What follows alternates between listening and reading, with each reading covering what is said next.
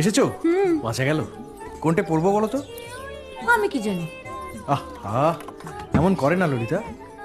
আচ্ছা, এই যে মেয়ে দেখতে যাব, সেই মেয়েও তো আমাকে দেখবে। কোনটা পড়লে ভালো লাগবে বলো না। ও দেখার সময় আমার নেই। 5 টাকা নিলাম, খরচ আছে। আমি কি শুধিয়েছি কত নিলে? বলে দিলাম, যদি হিসেব রাখো। টাকা তো দরকার হলেই নিয়ে যায়, শোধ হবে কি করে? শোধ তো হচ্ছে, বুঝলে না তো? বুঝবে, আর একটু বড় হও। এখন বলো কোনটা পড়বো? আমি বড় হয়ে গেছি। বড় যে হওনি তার প্রমাণ তো পাওয়াই গেল। বেশ বড় রকমের বড় হলে বুঝতে সব ধার শোধ হতে নেই, আর অধিকারের জায়গায় ধার জমে না।